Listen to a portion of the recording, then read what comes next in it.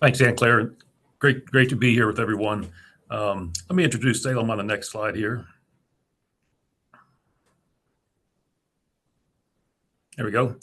So we actually began 90 years ago. So we're celebrating our 90th birthday, if you will. In the early 70s, we were incorporated as Salem Distributing Company. We're experts at grinding and polishing hard brittle material. Okay, about 80% of our revenue comes from the flat glass and mirror market. So when I talk about flat glass, that would be things like your commercial residential windows, maybe your glass shower door. We produce or we sell equipment that'll make bullet resistant glass. And then we sell all the consumable supplies to grind and polish the glass. Basically, it's the razor blade effect. We sell equipment as inexpensive as $50,000 up to $1 million. And then, of course, we support our customers with the consumable supplies. Gail's going to take the next slide. Yeah, our ESOP journey began back in 2000. Prior to that, in the early 80s, there were two primary owners, and one of them passed away. It left Bob Long as our sole owner. He was a mechanical engineer, and in around 2000, he started looking at his exit strategy, and he really did not have one. So he learned of ESOPs. We did the feasibility study.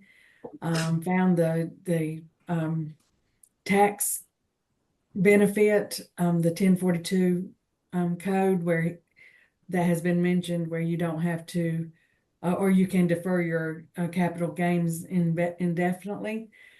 So we adopted our ESOP in 2000, and very much like Westcom, the first 2 years, we contributed cash to the ESOP.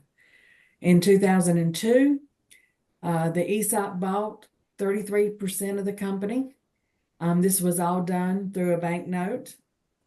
And we were profitable and enough, and really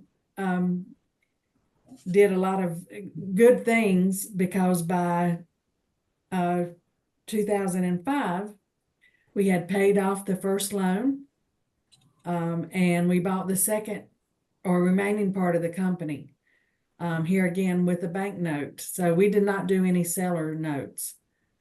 There was a small percentage of management stock at that time, but we did on 03, 04, 05 is the anniversary date, and that is when Mr. Long retired. So we did end up with a new board of directors and some new management positions, along with the existing management. And in 2006, we elected S Corp status. Since then, the management stock has been repurchased, so we are 100% ESOP now, and continue to on our ESOP journey. So we're a mature ESOP, as they say. As far as our culture, we do practice open book management. Several of the management team went to the great game of business, learned about open book management, and we feel it's really important for the employees to know what the score is. You know, it's like going to a football game with no scoreboard. Not very exciting, quite frankly. So last year was a fantastic year for us. Gail's going to cover those numbers in a moment, but our employees get the daily sales numbers. Basically, it's a email showing what we sold in all divisions. Get that in the morning. We have huddles 1 to 2 times a month, again, talking about company performance and just giving employees updates on various things. We practice Entrepreneurial Operating System, EOS. It's a great platform to run a business. All of our employees read what the heck is EOS, and all of our departments have critical metrics and measurables that we track every week. And then the Vision Traction Organizer. That's a one-page document that really is at the 30,000 foot level, showing our employees what our corporate values are, goals, 3-year goals, things like that. We do have a company bonus based on adjusted EBITDA, paid out a nice bonus last year.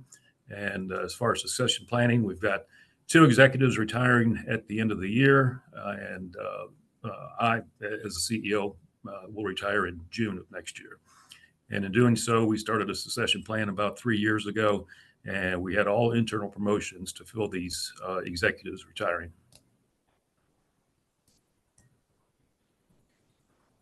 We participate in the ESOP community heavily. We're members of the ESOP Association, the NCEO, ESCA, as well as certified employee owned.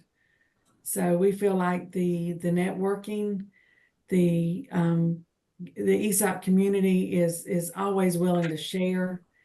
We attend technical type conferences, and I say ESOP companies are willing to share. You steal those best practices, and we've learned so much by attending these conferences.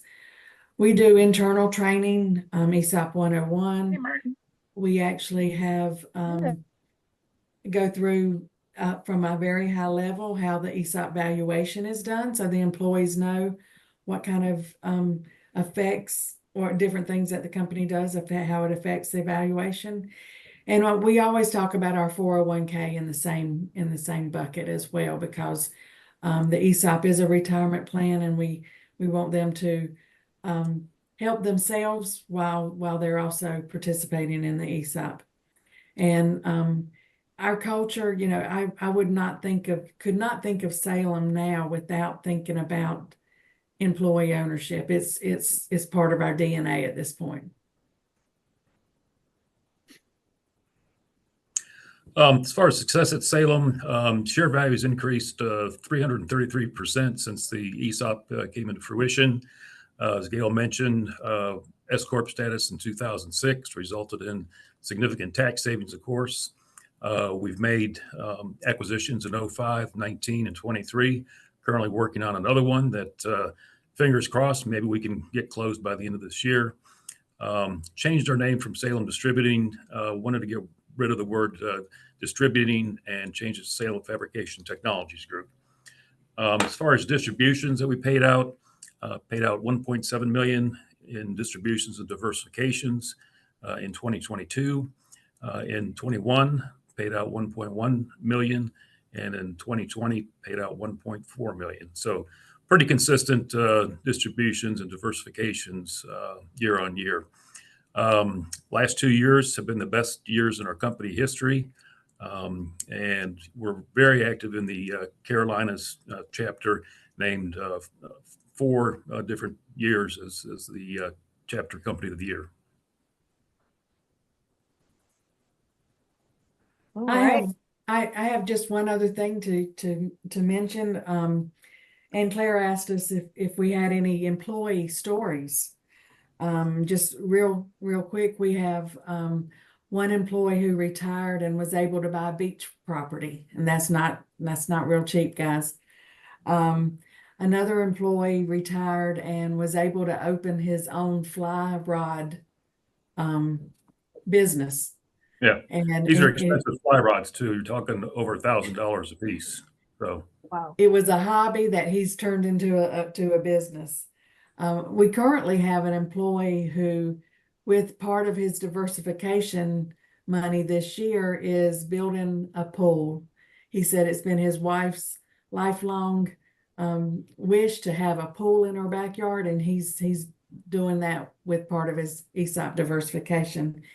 And then lastly, I'd like to just mention I received a telephone call today from an ex-employee who is no longer with Salem, and he's currently working at another company as it's a pool company, speaking of pools.